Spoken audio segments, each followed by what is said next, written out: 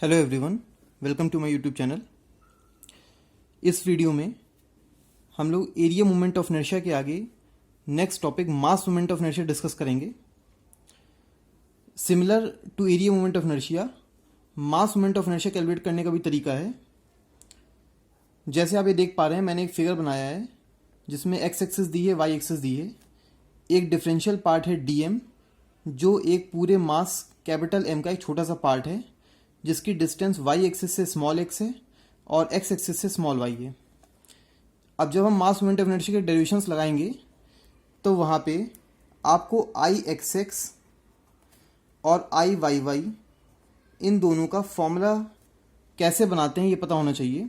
तो जैसे आप एरिया में बनाते थे, सिमिलरली ऐसे यहाँ भी बनाएंगे। सबसे पहले आपको इंटीग्रेशन का साइन लगाना है। एरिया के फॉर्मूले में आप डिफरेंशियल पार्ट का एरिया लिखते थे, लेकिन यहाँ पे आप मास मोमेंट ऑफ इनर्शिया की बात कर रहे हैं तो इसलिए डिफरेंशियल पार्ट का आप मास लिखेंगे।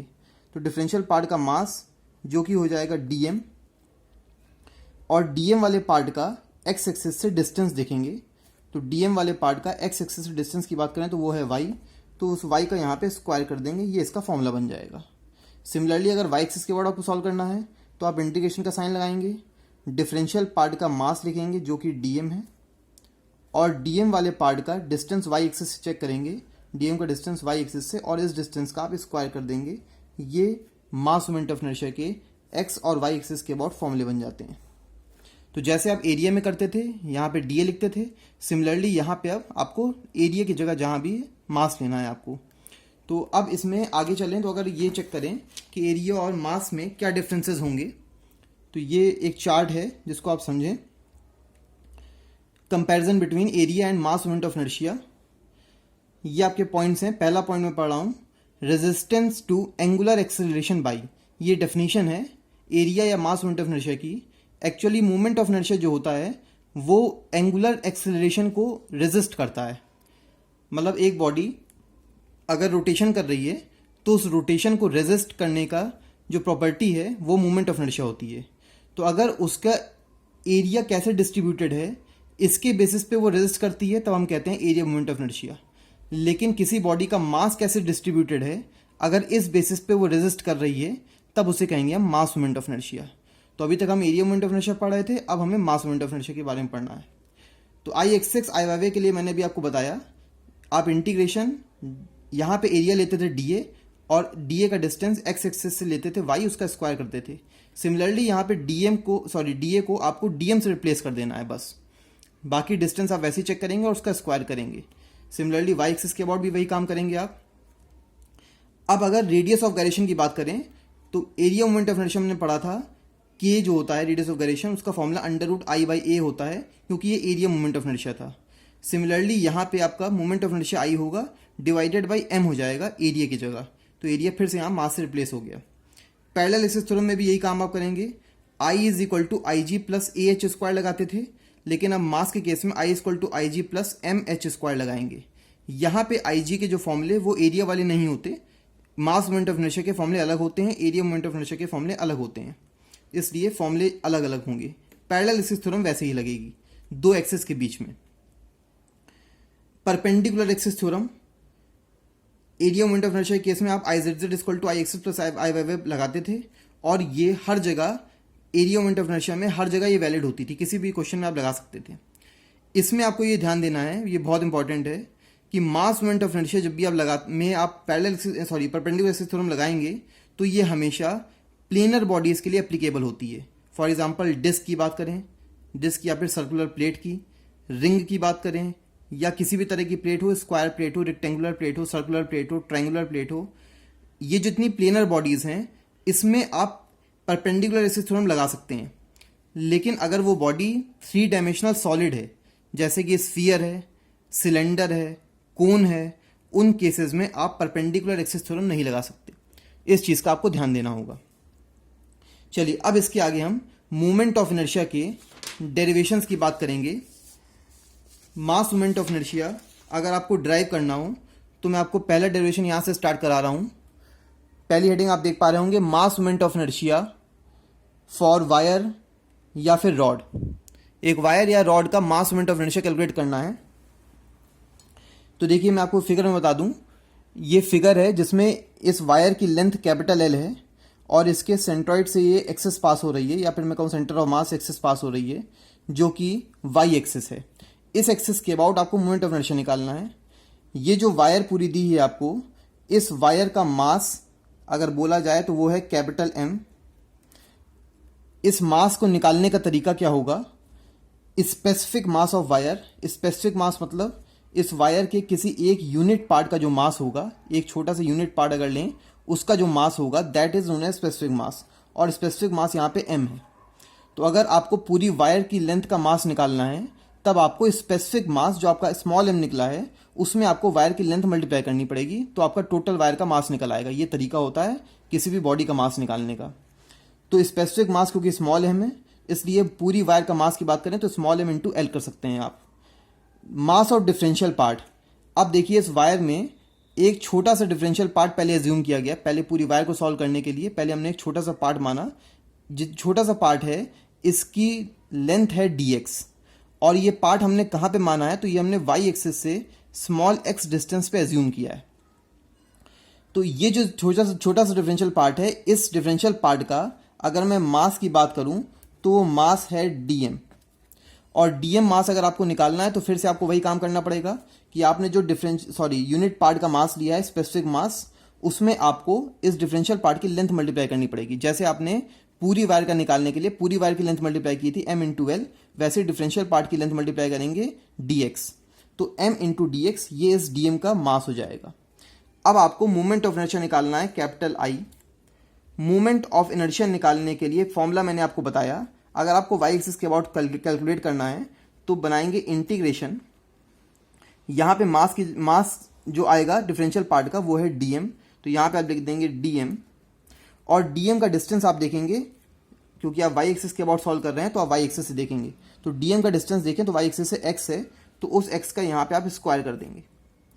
अब यहाँ पे आप dm की वैल्यू जो निकाली थी वो सब्स्टिट्यूट कर दीजिए, तो ये वैल्यू हो जाएगी integration of x square small m into dx। यहाँ पे जो आप स्मॉल m देख रहे हैं, ये एक कांस्टेंट वैल्यू है, ये चेंज नहीं होगी। अगर आप कहीं भी जाएंगे तो ये m की वैल्यू, क्योंकि ये स्पेसिफिक मास है, तो ये चेंज नहीं होगा।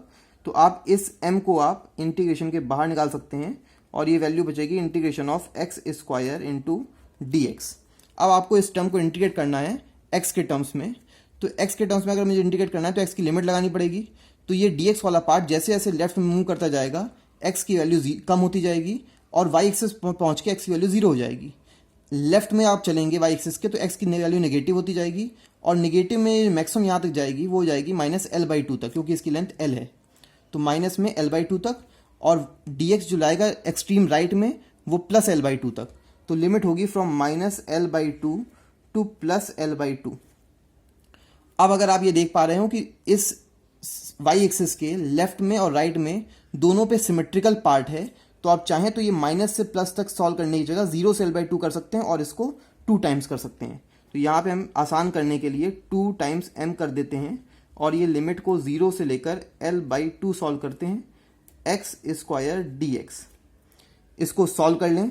जब सॉल्व करेंगे तो ये वैल्यू 2m बाहर रहेगा, और इसकी वैल्यू हो जाएगी x³ divided by 3, limit stand from 0 to l/2। ये लिमिट यहाँ पे सब्स्टिट्यूट कर दें, 2m, ये लिमिट पुट करेंगे तो ये हो जाएगा l³ डिवाइडेड बाई 24। ये सॉल्व कर लेंगे आप, 2 से कैंसिल आउट कर देंगे तो ये वैल्यू हो जाएगी small m l³ divided by 12। यहाँ पे अगर आप ये चेक कर पा रहे हो तो स्मॉल m, अगर इसमें से एक l ले लिया जाए तो स्मॉल m इंटू l, ये तो होता है कैपिटल M। तो अगर आप कैपिटल M के टर्म्स में लिखना चाहते हैं तो लिख सकते हैं capital M l square divided by 12। ये आपका I y एक्सिस के अबाउट फॉर्मूला होगा अगर आपको टोटल मास के टर्म्स में चाहिए। अगर स्पेसिफिक मास के टर्म्स में चाहिए तो आप ml³/12 लिख सकते हैं, और अगर टोटल मास के टर्म्स में चाहिए तो आप कैपिटल M l²/12 लिख सकते हैं। यहाँ पे ये मेरे ख्याल से क्लियर हो गया होगा। तो ये y एक्सिस के अबाउट फॉर्मूला है, सिंपल तरीका सॉल्व करने का। आगे अगर चलें तो मैं आपको वायर का भी मास मोमेंट ऑफ इनर्शिया कैलकुलेट करने का तरीका बताऊंगा। एक वायर थी जो स्ट्रेट वायर थी, अब उसी वायर को आपने एक सर्कुलर रिंग के फॉर्म में ले लिया है, और ये जो रिंग आपने मानी है, इस रिंग के बीच से जेड एक्सिस जा रही है। ये जेड एक्सिस इस रिंग के बीच से जा रही है, उस रिंग का रेडियस कैपिटल आर है। फिर से जैसे आपने वायर में माना था, वैसे ही मैं कह रहा हूँ कि स्पेसिफिक मास ऑफ रिंग, मतलब रिंग के एक छोटे से यूनिट पार्ट का मास स्मॉल एम है। अगर पूरी रिंग के मास की बात करते हैं तो रिंग की जो लेंथ होगी, जैसे वायर की जो लेंथ थी वो आपने स्पेसिफिक मास से मल्टीप्लाई की थी, वैसे ही जो रिंग की लेंथ है वो आप बात करेंगे तो इसकी सर्कमफ्रेंस हो जाएगी, जो कि 2 पाई आर। तो आपने स्मॉल एम में 2 पाई आर मल्टीप्लाई कर दिया, तो इस पूरी रिंग का मास आ जाएगा। कभी भी आपको मास निकालना हो तो आपको स्पेसिफिक मास में वायर की लेंथ को मल्टीप्लाई करना होता है। तो यहाँ पे वायर की लेंथ 2 पाई आर है, इसलिए मैंने 2 पाई आर मल्टीप्लाई कर दिया। अब आगे चलें तो अगर ये बात करें तो ये है मास ऑफ डिफरेंशियल पार्ट। अब यहाँ पे आपने देखें रिंग में एक डिफरेंशियल पार्ट एज्यूम किया है, जिसकी लेंथ की बात की जाए तो वो है डी आर। रेडियस आपकी वही है कैपिटल आर। तो आपने ये डी आर जो पार्ट लिया है, ये मैं मान लेता हूँ कि ये मैंने डी थीटा एंगल बनाते हुए लिया है। ये जो डी आर पार्ट है ये सेंटर पे डी थीटा एंगल बना रहा है, और ये डिफरेंशियल पार्ट जो मैंने माना है ये मैंने एज्यूम कर लेता हूँ कि वाई एक्सिस से थीटा एंगल पे मैंने एज्यूम किया है। इसको फिर सॉल्व करते हैं। मूवमेंट ऑफ इनर्शिया सॉल्व करने का, मान लीजिए मैं आपको जेड एक्सिस के अबाउट कैलकुलेट करके यहाँ पे दिखा रहा हूँ, वहाँ पे आपने वाई के अबाउट कैलकुलेट किया था, यहाँ पे रिंग के सेंटर से जेड जा रही है, तो पहले जेड के अबाउट कैलकुलेट करते हैं। जितने भी डेरिवेशन होते हैं सब में खाली आपको दो चीज़ें मेन ध्यान देनी है कि एक तो डिफरेंशियल पार्ट कैसे मानते हैं, और दूसरा आपको मूवमेंट ऑफ इनर्शिया पहले किस एक्सिस के अबाउट निकालना आसान पड़ेगा। तो यहाँ पे आप जेड एक्सिस के अबाउट निकालते हैं, वो ज़्यादा ईजी पड़ेगा। आई जेड से जब निकालेंगे तो तरीका होगा इंटीग्रेशन। डिफरेंशियल पार्ट के मास की बात करें तो वो हो जाएगा डी एम। डिफरेंशियल पार्ट, ये जो छोटा सा पार्ट है, इसके अगर मास की बात करें तो ये है डी एम। अब डीएम के साथ आपको जेड एक्सिस तक का, इस डिफरेंशियल पार्ट का जेड एक्सिस तक का डिस्टेंस चाहिए, तो वो डिस्टेंस हो जाएगा कैपिटल आर, और उसको आपको स्क्वायर कर देना है। ये डिस्टेंस जो है वो कैपिटल आर है, रेडियस इसकी। अब इसको अगर सॉल्व करें तो आर स्क्वायर तो कांस्टेंट है, ये जो रिंग, ये जो डिफरेंशियल पार्ट है, ये पूरी रिंग में कहीं भी मूव कर जाए कैपिटल आर सेम रहेगा, कांस्टेंट रहेगा, ये चेंज नहीं होगा। इंटीग्रेशन ऑफ डीएम, आप डीएम की वैल्यू देखें तो यहाँ पे है small m into d r. आगे इसको सिंप्लीफाई करते हैं। इंटीग्रेशन ऑफ एम, अगर मैं डी आर की बात करूं तो ये जो डी आर है ये इस पार्ट की लेंथ है, इस आर्क की लेंथ, ये एक तरह का आर्क बन जाएगा, इस आर्क की लेंथ। और आर्क की लेंथ निकालने का फॉर्मूला आपको पता है, रेडियस इंटू एंगल। तो ये वैल्यू हो जाएगी डी आर की आर इंटू डी थीटा। किसी भी आर्क की लेंथ निकालने का तरीका होता है radius into angle made by the arc. तो यहाँ पे आर इंटू डी थीटा ये हो जाएगा। अब यहाँ पे एम जो है स्पेसिफिक मास है, तो ये कांस्टेंट वैल्यू है, ये बाहर आ जाएगी। उसी तरह आर भी कांस्टेंट वैल्यू है, रेडियस, ये भी बाहर आ जाएगी। तो ये वैल्यू एम आर क्यूब और इंटीग्रेशन ऑफ डी थीटा होगा। अब इंटीग्रेशन आपको थीटा के टर्म्स में करना है, तो थीटा की आपको लिमिट लगानी पड़ेगी। अगर आप यहाँ से चेक करें तो ये डी आर जैसे जैसे इस तरफ जाता जाएगा ये थीटा कम होता जाएगा, और वाई एक्सिस पे पहुँच के थीटा की वैल्यू 0 हो जाएगी। और फिर ये जैसे जैसे डी आर दूर जाता जाएगा थीटा बढ़ता जाएगा, और ये पूरा राउंड लगाने के बाद यहाँ पहुँचने पर थीटा की वैल्यू हो जाएगी 360 डिग्री या फिर 2 पाई। तो ये लिमिट हो जाएगी फ्रॉम 0 टू 2 पाई। यहाँ पे आप इंटीग्रेट कर दें तो ये वैल्यू हो जाएगी m r cube theta, limit stands from 0 to 2 pi.